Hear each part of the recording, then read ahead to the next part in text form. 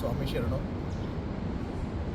ರೋಜಾ ಸ್ವಾಮಿಗಳ ಬಗ್ಗೆ ಮಾತಾಡ್ತಾ ಅವರು ಮುಖ್ಯವಾಗಿ ನನಗೆ ಹೇಳ್ಕೊಟ್ಟಿದ್ದು ಒಂದು, ತಮ್ಮೆಲ್ಲರಿಗೂ ಹೇಗಾರು ನನ್ನ ಕಡೆಯಿಂದ ಕಳಿಸ್ಕೊಡ್ಬೇಕು ಅಂತ ಯೋಚನೆ ಮಾಡ್ತಾಯಿದ್ವಿ. ಅದ್ರ ಪ್ರಕಾರ ಇವತ್ತು ಮುಖ್ಯವಾಗಿ ಬಹಳ ಸುಲಭವಾಗಿ ನಮ್ಮ ಕೈಲಿ ಸಾಧನೆ ಮಾಡಬಲ್ಲಾದದ್ದು ಅಂದರೆ ಡಾಕ್ಟ್ರ್ ಹತ್ರ ಹೋಗದೆ, ಯಾರ ಹತ್ರನೂ ಜಗಳ ಮಾಡಿಕೊಡದೆ, ಭಿನ್ನಾಭಿಪ್ರಾಯ ಇಲ್ಲದೆ ನಮ್ಮ ಮನಸ್ಸಿನ ಏಕಾಗ್ರತೆ ನಮ್ಮ ಒಳಗೆ ಬರಬೇಕು ಅನ್ನೋದಾರೆ ಧ್ಯಾನ. ಆ ಧ್ಯಾನ ಸುಲಭವಾಗಿ ಹೇಗೆ ಮಾಡೋದು ಅಂತ ಬಹಳ ವರ್ಷದಲ್ಲಿ ಸಣ್ಣಲಿಂದ ಅವ್ರಿಗೆ ನಾನು ಕೇಳ್ತಾ ಇರ್ಬೇಕಾದ್ರೆ ಅವ್ರು ನನಗೆ ಒಂದು ದಿವಸ ಕೊನೆಗೂ ಹೇಳ್ಕೊಟ್ರು ಸಣ್ಣ ವಯಸ್ಸಲ್ಲಿ. ಅದನ್ನು ಹೋಗ್ತಾ ಅಳವಡಿಸ್ಕೊಳ್ತಾ ಹೋದೆ. ಮನಸ್ಸಿಗೆ ಬಹಳ ತೃಪ್ತಿ ಸಿಕ್ತು. ಅವರು ಬೆಳಗಿನ ಜಾವ 4:15 ಎದ್ದು ಧ್ಯಾನ ಮಾಡಿ ನೋಡಿದ್ದೀನಿ. ಅದನ್ನು ಹಾಗೇ ಅವ್ರ ಕಡೆಯಿಂದ ನಾವು ಕಲಿಬೇಕು ಅಂತ ಬರ್ತಾ ಇದ್ದೆ. ಅದರಲ್ಲೂ ಆ ಧ್ಯಾನದಲ್ಲಿ ಅಡ್ವಾನ್ಸ್ ಲೆವೆಲ್ ಇದೆ. ಇವತ್ತಿಗೆ ಬಹಳ ಗುರುಗಳಿದ್ದಾರೆ ನಮ್ಮ ದೇಶದಲ್ಲಿ, ಪ್ರಪಂಚಾದ್ಯಂತ ನಮಗೆ ಅದ್ರ ಬಗ್ಗೆ ಹೇಳ್ಕೊಡೋರು. ಇವತ್ತು ನಾವು ಸುಲಭವಾಗಿ 3 ಧ್ಯಾನ ಮಾಡೋಣ. ಧ್ಯಾನಗಳಲ್ಲಿ ಯಾವ ವಿಧಗಳಿದ್ದಾವೆ, ಸುಲಭವಾಗಿ ಹೇಗೆ ಮಾಡೋದು ಅಂತ ಯೋಚನೆ ಮಾಡ್ತಾ ನಿಮಗೊಂದು ಸಣ್ಣ ಅನುಕೂಲ ಇವತ್ತು ಹೇಳ್ಕೊಡೋಣ ಅಂತ. ಧ್ಯಾನ ಮಾಡಬೇಕಾದ್ರೆ ಮೊದಲು ಆ ಜಾಗ ಯಾವುದು ಅಂತ ನೋಡ್ಕೋಬೇಕು. ಯಾವತ್ತೂ ನಮ್ಮ ಮನೆಯಲ್ಲೇ ಮಾಡೋದಾದ್ರೆ ನಿಶಬ್ದವಾದ ಜಾಗ, ಇಲ್ಲ ನೇಚರ್ ಮಧ್ಯೆ ಮಾಡೋದಾದ್ರೆ ಈ ಥರ ಮರ ಗಿಡ ನೀರು ಅದ್ರ ಮಧ್ಯೆ ಬಂದು ಕೂತ್ಕೊಂಡು ಮಾಡ್ಬೋದು. ಫಸ್ಟು ಜಾಗ ಯಾವುದು ಅಂತ ನಾವು ಆರಿಸ್ಕೋಬೇಕು. ಜಾಗ ಆದಮೇಲೆ ಮುದ್ರೆ ಸ್ಟ್ರೈಟಾಗಿ ಕೂತ್ಕೊಂಡು ಕೈಯನ್ನು ಹಿಡ್ಕೊಂಡು, ಕೈಯಲ್ಲಿ ಭಾಳ ಮುದ್ರೆಗಳಿದ್ದಾವೆ, ನಾವು ಆದರೆ ಸೀದಾ ಕೂತ್ಕೊಂಡು ಮುದ್ರೆ ಕರೆಕ್ಟಾಗಿ ಇಟ್ಕೋಬೇಕು. ಅದಾದಮೇಲೆ 3ನೇದು ಬಂದು ನಮ್ಮ ಮನಸ್ಸಿನ ಏಕಾಗ್ರತೆ, ಅದು ನಮ್ಮ ಕೈಯಲ್ಲಿ ಇರಬೇಕು.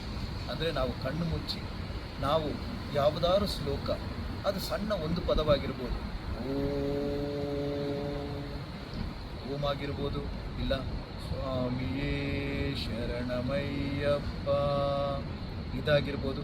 ನಿಮ್ಮ ಮನಸ್ಸಿಗೆ ಬಂದ ಒಂದು ಶ್ಲೋಕ, ಎಷ್ಟು ಚಿಕ್ಕದಾಗತ್ತೋ ಅಷ್ಟು ಒಳ್ಳೆಯದು. ಯಾಕಂದರೆ ಏಕಾಗ್ರತೆ ಪೂರ್ತಿ ಸಾಧನೆ ಮಾಡ್ತಾ ಹೊರಗಿನ ಅಷ್ಟು ಚಿಂತೆಗಳು ಹೊರಗೂಡಿಸ್ಬೋದು ನಾವು. ಅವಾಗ ಅದನ್ನು ಹೇಳ್ತಾ ಅದ್ರ ನೆಕ್ಸ್ಟ್ ಏನು ಮಾಡಬೇಕು, ಅದು ಆದಮೇಲೆ ನಮ್ಮಲ್ಲಿ ಧ್ಯಾನ ಮಾಡಬೇಕಾದ್ರೆ ಯಾವುದಾದ್ರು ಒಂದು ಲೈಟ್ ನಮ್ಮಲ್ಲಿ ಪಾಸ್ ಆಗೋ ಥರ ನಾವು ಯೋಚನೆ ಮಾಡಬೇಕು. ಇದನ್ನು ಯಾಕೆ ಹೇಳ್ತೀವಿ ಅಂದರೆ, ಆವಾಗ ಆ ಕಡೆ ಇವ್ರು ಏನು ಮಾಡ್ತಾ ಇದ್ದಾರೆ, ಇವತ್ತು ತಿಂಡಿ ಆಯಿತೋ ಇಲ್ಲೋ, ನಮಗೆ ಕಾಫಿ ರೆಡಿ ಆಗಿದೆಯೋ, ಆ ಯೋಚನೆಗಳು ಬರ್ತದಲ್ಲ.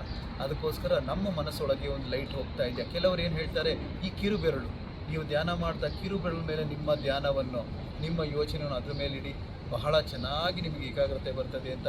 ಕಿರುಬೆರಳು ಇಲ್ಲ ಕಾಲಲ್ಲಿರೋ ಬೆರಳು, ನಮ್ಮ ಮನಸ್ಸಲ್ಲಿ ಯಾವ್ದಾದ್ರು ನಮ್ಮ ಮೈಯಲ್ಲಿರೋ ದೇಹದಲ್ಲಿರೋ ಒಂದು ಅಂಗದ ಮೇಲೆ ನಮ್ಮ ಪೂರ್ತಿ ಕಾನ್ಸಂಟ್ರೇಷನ್ ಹಾಕಿದ್ರೆ ನಮಗೆ ಏಕಾಗ್ರತೆ ಸ್ಲೋವಾಗಿ ಬರ್ತದೆ. ಇವು 3 ಮಾಡ್ತಾ ಮುಖ್ಯವಾಗಿ ಎಷ್ಟೊತ್ತು ಮಾಡಬೇಕು ನಾವು. ಇದು ನಾನು ಕೇಳ್ತಾ ಇದ್ದೆ, ಸ್ವಾಮೀಜಿ ಎಷ್ಟೊತ್ತು ಮಾಡಬೇಕು, ಒಂದು 5 ನಿಮಿಷ ಮಾಡಿಬಿಟ್ರೆ ಸಾಕ, ಇಲ್ಲ 1 ಗಂಟೆ ಮಾಡಬೇಕಾ ಅಂತ. ಇಲ್ಲ, ಮೊದಲು 20 ನಿಮಿಷ ಮಾಡಿ, 20 ನಿಮಿಷ ಧ್ಯಾನ ಮಾಡ್ತಾ ಹೋದರೆ ಮೊದಲನೇ ದಿವಸ 15 ನಿಮಿಷ ಆಗ್ಬೋದು, ಆಮೇಲೆ 20 ನಿಮಿಷ ಮಾಡಿದ್ರೆ ಮನಸ್ಸಿಗೆ ಒಂದು ನೆಮ್ಮದಿ ಸಿಗ್ತದೆ.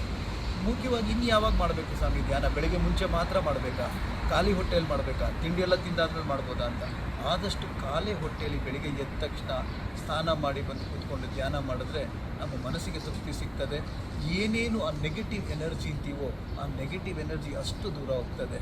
ಒಂದೇ ಬೆಳಿಗ್ಗೆ ಮಾಡ್ಬೋದು, ಇನ್ನು ಕೆಲವರು ಏನು ಮಾಡ್ತಾರೆ, ಬೆಳಿಗ್ಗೆನೂ ಮಾಡ್ತಾರೆ, ರಾತ್ರಿನೂ ಮಾಡ್ತಾರೆ, ಮಲಗೋ ಮುಂಚೆ ಒಂದು ಸಲ ಧ್ಯಾನ ಮಾಡ್ತಾರೆ. ಯಾಕಂದರೆ ಮನಸ್ಸಿಗೆ ಒಂದು ತೃಪ್ತಿ ಸಿಗಲಿ ಅಂತ.